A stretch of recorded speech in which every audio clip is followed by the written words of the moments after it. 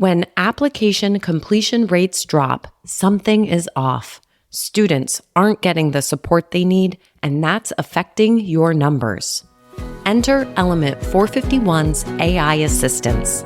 They step in where students struggle, offering real-time answers and advice, guiding them through every step. Learn how AI assistants can boost your enrollment outcomes. Visit element451.com/AI team to learn more. On this episode, you're listening to a special crossover conversation with Shane Baglini from the Breaking Silos podcast and I. Enjoy our insider tips on how we've used ChatGPT and our own expertise to build effective program content.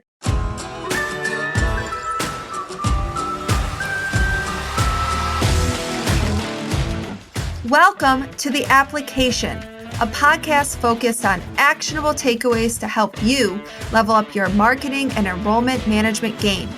I'm your host, Dr. Allison Turcio, Assistant Vice President of Enrollment and Marketing at Siena College.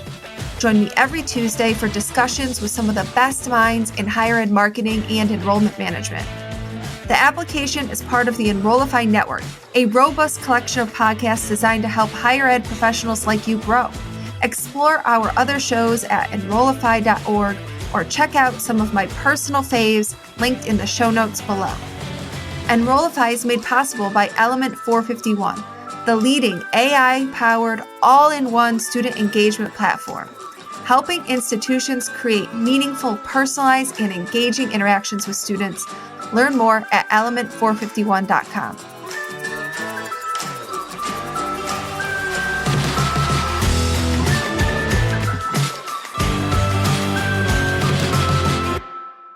Hi, Shane. Hey, Allison. How are you? Good. I think today for this really special episode that we should start by talking about new program pages, because making something out of nothing is not easy. So I know that you've used ChatGPT to help you do this. But first, before we get into how ChatGPT can help, let's talk about some of the challenges in creating a website for a brand new academic program that doesn't have any enrolled students yet. I just had one recently. Have you had one recently? I have. And, at Muhlenberg, we're launching graduate programs at a pretty rapid pace. And so none of them have students. And I think the biggest challenge, not only do we not have students, so we can't do testimonials, we can't do videos, we can barely even get B-roll sometimes. We've had to reach out to external partners of ours for B-roll, for videos. I think the biggest challenge, as you said, is kind of, making something out of nothing. Most of the time, I've got, a program proposal from a faculty member or a dean. I've got what I want the program to look like and the page to look like, and I've got our style guide. And really, those are the three things that I'm working with. And so it's really hard for marketers to be subject matter experts in many different things. And so I think this is where AI can really play a role, and has played a role for me. I don't know about you, but I don't find especially the proposal documents all that helpful, because they're often in a format that's used for, here in New York, we have to submit to New York State Department of Education. Yeah. And so it's in their format. So it's not even in a format that makes sense for the college, right? Actually, I want to say that the people proposing new programs probably go through a two-part process. One, they have all kinds of forms they use internally to get through what we call Board of Instruction approval. And then they have to do all these state documentation. So none of it is what a marketer needs, though. Exactly. And ours are really written for faculty approval and middle states approval. Yes. And so they've got the information I need most of the time. But really, it's minimal. It's like, how do I decipher the benefits of this program? How do I distill that down for a student that knows nothing about this particular topic or is just starting their search? Especially on the grad side, I found it challenging because the program, I'm trying to talk about, how in-depth the subject matter is, how our faculty are experts in this subject matter. And I don't know anything about the subject matter. So I'm kind of working blind. And, at a time like this, when it's summer, and faculty aren't really checking emails or aren't on campus yet, it can be a real challenge. And it takes me a significant amount of not only time, but also, mental energy to kind of put myself in this subject matter expert role. So one of the things I'm doing, to your point, isn't super helpful when the faculty aren't available immediately. So I have a form I ask the program director or whoever it is that is the champion of that program to fill out, that I've started using. So maybe as adding to the list of documents that you're using, I would add, I just make a Google form and I ask them things like, describe the ideal or target audience, their goals and their motivations. I ask what the learning experience will be. I ask the specific skills and knowledge students will gain, because some of those things are not addressed on the curriculum side in a program document. So I have this list of questions, and they're not all relevant to all programs. So I just ask them to fill out what they can for their program. And I use that as a source of data as well. Yeah, that's such a great idea. And, especially for this kind of use case, because a lot of that information lives in the faculty member's mind, and it's not on the paper. And really, it'll just kind of add context to what you're asking of ChatGPT or whatever AI you're using to help you create this content, in terms of, here's the audience, here's what motivates them, here's the career outcomes they're looking for. Whatever you're asking on the form could just really add a depth of context to the AI model that you're using. Because you have to figure it out, because there has to be content on the website, right? I mean, the program might not have any students yet. They might not have even taught a class yet. But if it's not on the website, you're never going to get any students. You're not going to be able to launch this thing. Exactly. So you have to do what you can. And one of the things that I've found beneficial is that we worked with a number of different partners at Muhlenberg, external vendors. And, one of them that was really good, it was EAB, came back to us with an audit of our website and really laid out exactly what graduate students are looking for in a web page.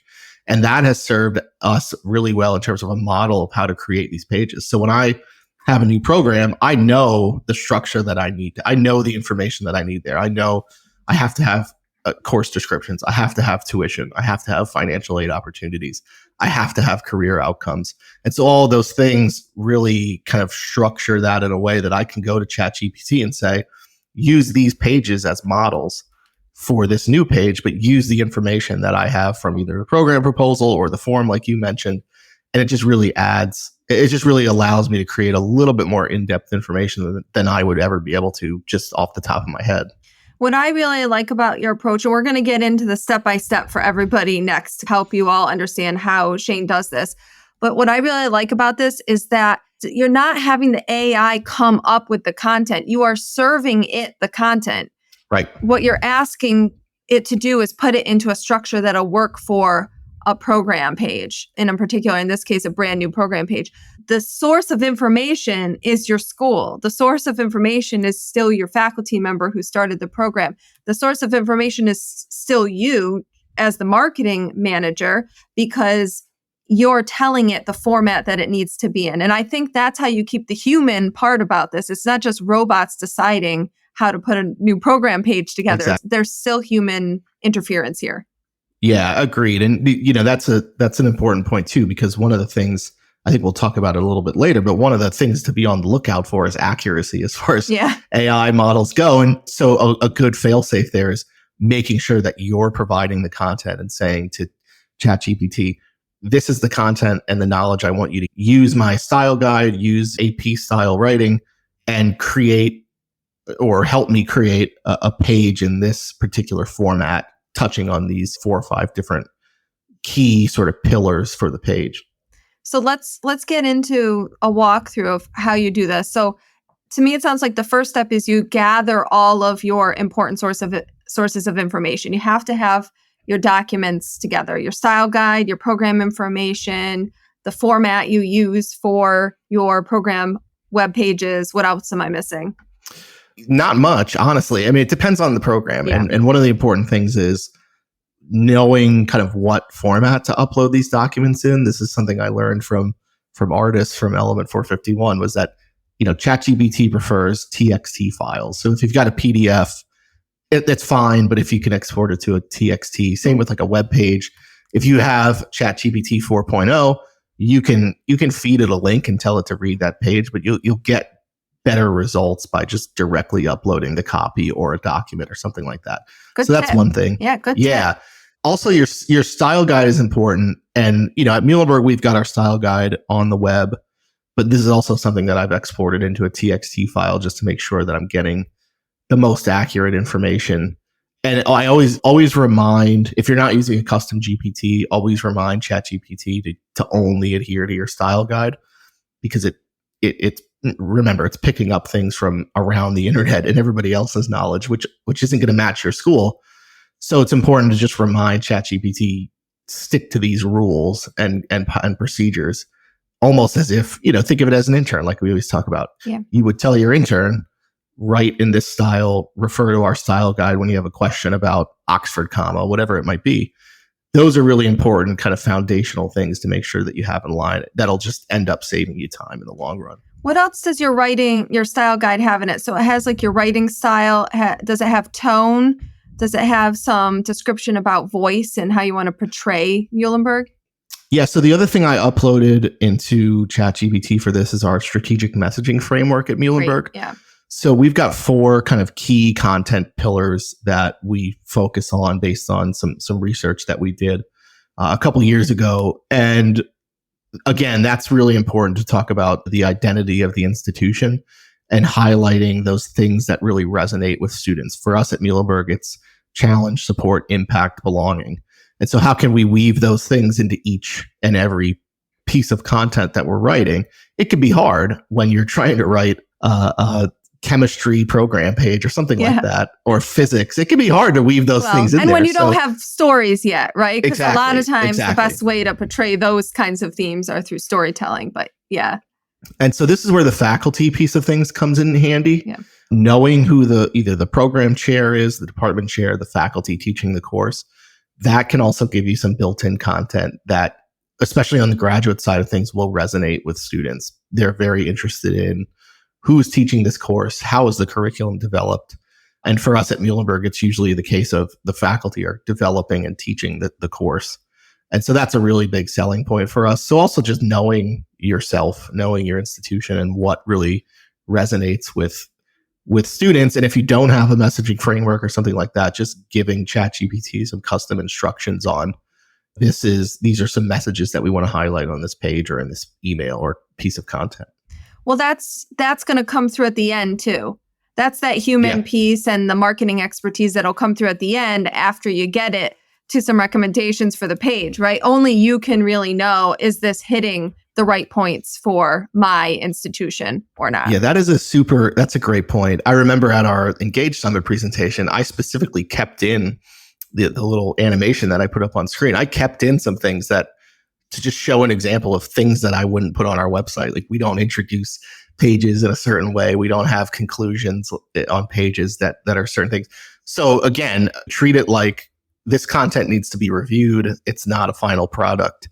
It's really important that either you, or if you're not the head content strategist at your institution, having somebody else read through this, because people can, I think we're getting to a point where people can spot AI writing. If the word delve is in your writing, it's an AI generated piece of content. So be careful about making sure that there's words in there. It really requires a really good close proof. Like, there's words in there that you just would not use in your institution's style guide.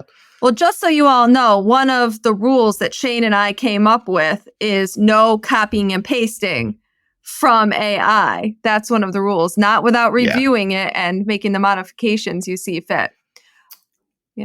Yeah, and I would also recommend using multiple AI models. So run it through Claude, run it through Gemini, run it through other things.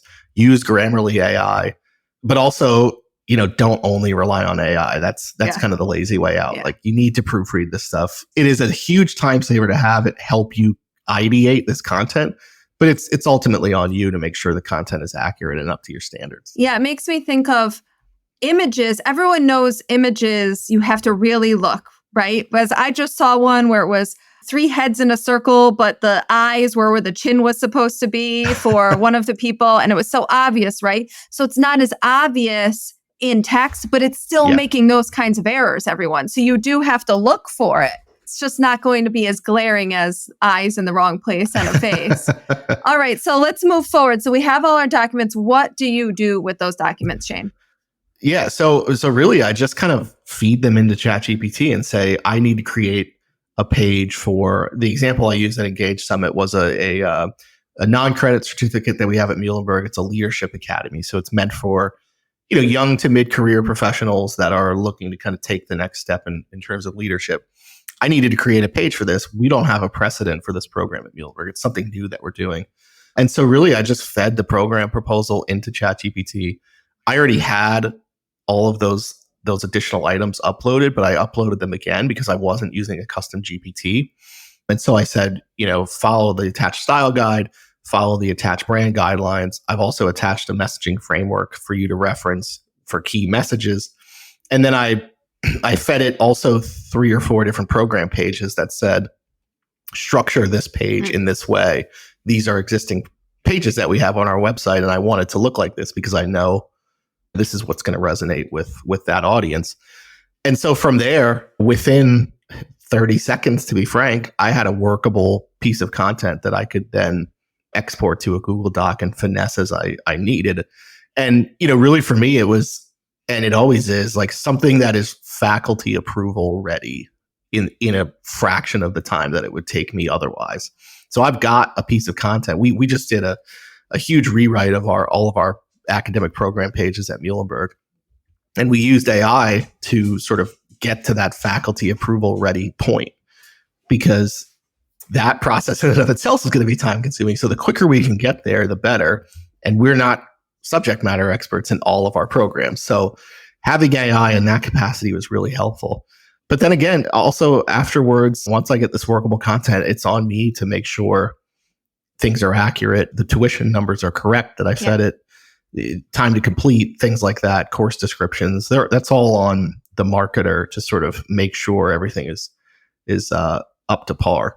So we can prove it's not going to take our jobs, folks. We're just using it to our advantage. And when you are using it to your advantage, you're actually going to be more marketable. Yeah. It's not going to take anybody's job. Our head writer at Muhlenberg is, AI could never replicate what she does. Yeah. And, for me, writing is not my full-time job. I enjoy it. But writing academic program pages or writing, as marketers, we've got to go from writing a chemistry page to writing a press release to writing a statement on something happening in the world that morning, all in the course of before lunchtime. Oh, you're giving us that long, Shane? You're giving us until lunch to do all that? I know. Maybe before your morning cup of coffee, even depending on the day. But, making those shifts, like for me, it's easier to write a statement or a press release than it is to write academic program page copy. Yeah. So using ChatGPT to write things that are maybe a little more difficult for me is a great tool. It's just the same way as you might feed ChatGPT previous press releases or something. If you've got to really turn a press release around quickly and say, here's how we structure our press releases. This is the topic of the release. Help me draft a first draft for review. So it really, for me, it's kind of that wearing multiple hats piece of things as marketers. It's a huge help when you've got to shift gears quickly. Yeah, we spend our entire careers trying to help our audience with their pain points. So we're talking about something that's helping us with some of our professional pain points, which I think is really great. So I have a way that I've used ChatGPT similar to you, Shane. So shall we turn the tables here? We shall. All right, we shall. Let's turn them. Yes. So yours is really interesting. And first of all, give us some background on the actual effort that your team was trying to accomplish. It was, from what I remember from our session, it was exhaustive and it was a big lift. And you really used ChatGPT in a smart way. And so talk about kind of this personalized letter approach that you all were taking. So we're really, really, really lucky at Siena that our faculty want to connect with prospective students. Like, we have no shortage of volunteers. It is so easy to call up a faculty member and say, hey, I've got this student who wants to connect you. So they're in it with us. They really have that community mindset when it comes to enrollment. So we're so lucky. And one of the ideas that came, I believe it came from the deans, perhaps a cabinet meeting, was around, can we have program chairs send letters about their program to their accepted students to make them feel very welcome, to make them feel desired, and also be able to note the things that are special about their programs. But we have a lot of undergraduate programs at Siena. I'm sure Muhlenberg does too. Yeah. So when I'm thinking about coordinating with 30 plus departments and getting program letters out for all of them, I'm freaking out a little bit. This idea, it's a great idea. Love the idea. Yeah. It also came in January of this past year. And we all know, if you work anywhere adjacent to enrollment at a college, what was happening in January with the FAFSA. So fitting this in to all the greater things that are happening, bigger pain point than normal, right? So we really had to figure out a way to do this because it was worth doing. We knew it would be impactful, and we just had to figure out a way. And just so for reference, Allison, for the audience, how big is your team that was trying to accomplish this project? Like 2 of us. Yeah. Yes. So right. And with everything else that we're doing, yes. Exactly. Yeah. So 30 letters for between 2 people is very daunting. Yeah. So tell us about, say, a similar question that you were asking me. What did you have available to you, and how did you use AI to help supplement what you might have had on hand? So much like you, I have style guides and those types of things that we've already described for everybody. I also had other letters that we have written to students before. So I had past letters, and I did have a couple examples of specific programs that we had done program letters for before. We just had not done this widespread. So it wasn't that there was non-existent program letters. It wasn't for, we ended up with 24, I think, that ended up raising their hand to do this with us, 24 at a time. So we had those. And we also, luckily, with the opposite of what you had in your scenario, we had their web pages, right? We had all of the web page content, and sometimes that even included recommendations from the program, testimonials, and things like that. So we had good content. But how do we get the message across to the student? And so the thing that I added, similar to what I said a little bit earlier in the podcast, I created a form where I had the faculty tell us the things that are special about their program. So I asked questions like, is there a class everyone loves to take? Is there a favorite, a standout, or just something that's special that other colleges maybe don't have in their curriculum? I asked them for students who could give me a good overview about what their learning experience was like. So then I was able to do a student version of the form that they filled out. So I did a lot of qualitative data collection to enhance the pieces that we already had. Yeah. And so 24 faculty.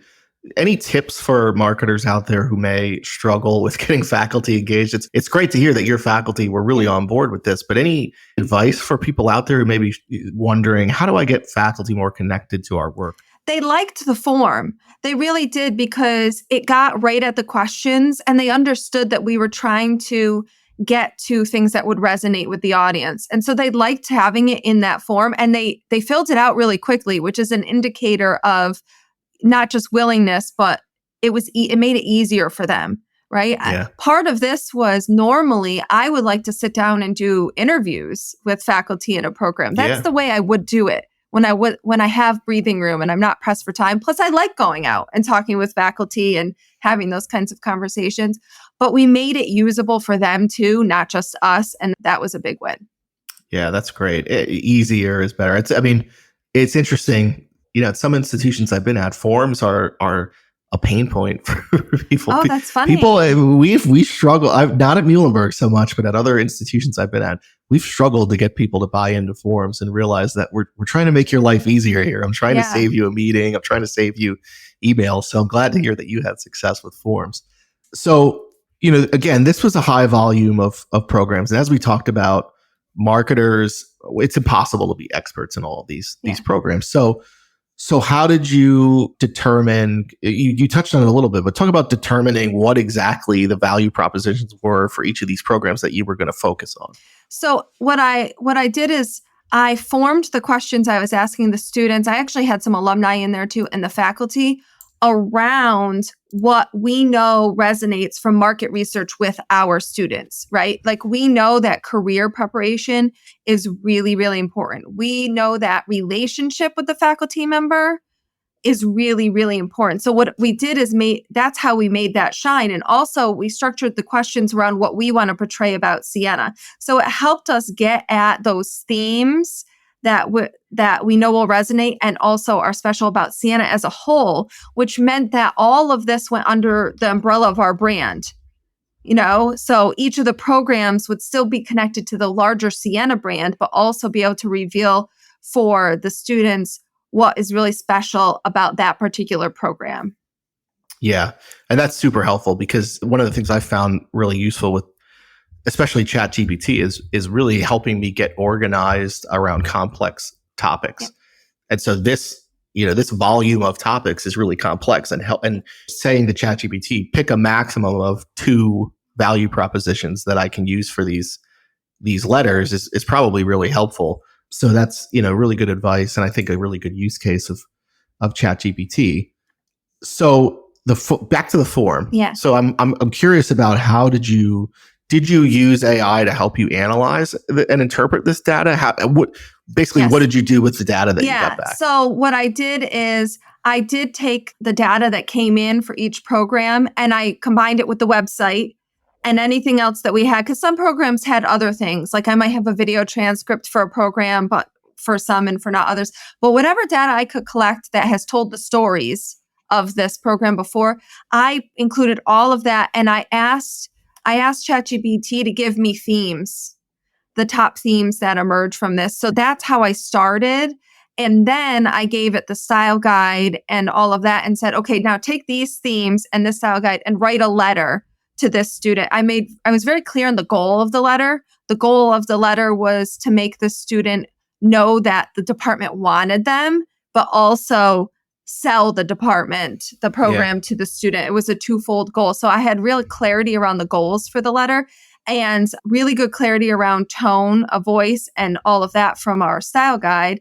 And then each of the letters, there was similarities in structure, but definitely difference in content, because it was highlighting what's the best things to highlight about each of the programs. Whereas a science program, you're going to highlight the amazing research opportunities. And at Siena, that they could do that day one as a freshman, because we don't have grad students in science. So that's a real advantage. Mm-hmm. So, but it was able to find those things that would be special and resonate with the students. Whereas a business major, you're highlighting an internship or a class that every business student takes right in the first year. So it did a pretty good job. And that's where I made adjustments to those themes as I felt needed before I got to the letter. So there was lots of iteration in this and human perspective put into it as it went. So I think part of what the story is, maybe for both of us, Shane, is that there's steps to this. We don't go in and just tell it, write me this letter. We have all this work that gets done up front to make sure that it's going to come out the right way. Exactly. Yeah. Great point. And that's why I love the idea that you use these forms, because you were able to get a lot of data that you were able to use. But again, that's difficult on a tight timeline to kind of turn around and interpret yourself. So using, ChatGPT in that particular use case is really smart too. I'm thinking of this is a really granular use case, but the other day I had to determine time in the funnel for our leads, and I needed to do it pretty quickly.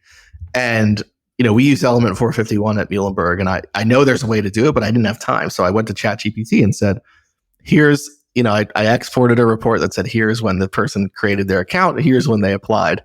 Tell me the average time in the funnel. And it came back with a fairly accurate, it was like 176 days or something like that. But I was able to do that in 5 minutes versus having to, create an Excel sheet and create pivot tables and do all this kind of different things. So there's just so many uses if you're prepared with the materials that you need and the information at your disposal. Speaking of information at your disposal, one of the things we talked about in our session was making sure that you're giving ChatGPT accurate, current information. Some of the hesitancy in higher ed around AI in general is kind of accuracy. Is it cheating? Is it plagiarism? And so why is it important for marketers and, really everybody using AI to make sure that what you're giving ChatGPT is accurate and not just relying on the knowledge that it's acquiring from around the internet and around the world. Well, if you do that, you're never going to be able to make your institution stand out. Everything that it puts back is going to be generic. So all that front work that you did and that I did to be able to set ourselves up to be able to use ChatGPT to help us with this, that made it institutionally specific. Like it would totally come out like any letter or something that any college would say if you didn't do all of that front work with this. Yeah. Yeah. And, I think it's important for us as marketers, especially with if there may be hesitancy around campus or with certain faculty members or administration about adopting AI. It's important for us as marketers to show that this tool can be used in a responsible way that can really enhance what we're doing as an institution. And I think that starts with what information you're feeding ChatGPT and what information you're just checking as a human to say, okay, I need to double check this because I can't just put this out into the universe assuming that it's accurate. Yeah. I think we're all starting to see through that now. We can tell when it's generic. We can tell when it sounds robotic. Yeah. We can see it. We know when it's not authentic. And we know that our audiences that we're talking about see that BS too, right? They don't want to be fed BS. They want authenticity. Yeah. And so another piece of that is we're able to reference, because of the information I collected on the forums, able to reference really specific things that happen in the classroom or a really specific success story, because you're able to infuse it with real stories from your institution. Yeah. So then it just doesn't sound bland, like you could throw any college logo on the top. Yeah. I'm telling you, delve is the word to look out for. I think it's emojis. I don't know. It really likes emojis to do emojis for bullet points and stuff like that. It does. Really likes an emoji. Well, and that's another really important thing, because accessibility as far as emojis in text, that's, of course, ChatGPT, I hope they're working on best practices around accessibility, but there are certain standards that we have to also apply to what we're putting out there on social, putting out there in the world, and certain, emojis at certain points in text are not accessible. And so that's where relying on your expertise as a marketer can come into play. So Allison, what other ways, in addition to this project, what other ways are you and your team utilizing AI at Siena? What I'm going to say is going to sound more general, only because I want people to take the strategy we're using. So what we're doing is actually at our team meetings, we're going around and we're having everyone share an example. So I think the best thing to do for your team, if you're listening, is to unleash them, let them play around, let them try, let them see what works well, what fails, what comes out really bad, so that everyone can learn from it. So I think there's a million ways that we can use this as marketers, right? I mean, the possibilities are endless. We're coming up with new ones as we sit and talk right now, I know. But for each team that's out there, I think that's the best way to do it, so that you end up using it for you and how it works for your team the best. Yeah, you're right. It is the way to learn anything. Yeah. Every time I go to a conference and I think like, I feel pretty good about my AI knowledge. Somebody like Brian Piper will get up on stage and show a video translated into Korean. I'm like, wait a minute, what? And so, I think the best ideas do come from just experimenting and learning from others. One of the things that I found useful is using ChatGPT as a subject matter expert and creating custom GPTs to act as faculty members, quote unquote. My social media director and I are working on a student life expert at Muhlenberg that can give us ideas on content for current students to showcase, the student life at Muhlenberg. So you're right, there is just unlimited uses. And I think the best way to learn is to just get in there and do it. I think that's a great way to wrap up, and then just tell everyone, come see us next year at Engage Summit, because I am absolutely 100% sure we will be talking about AI and generative AI and how it can help all of us at next year's summit too. Yeah, absolutely. Hopefully see everybody in Raleigh next June. All right, Allison, thanks so much for this crossover episode. I hope everybody enjoyed it, and you can catch the episode both on Breaking Silos and the application. So wherever you get your podcast, both of those channels will have it. And don't forget to give us a rating when you do.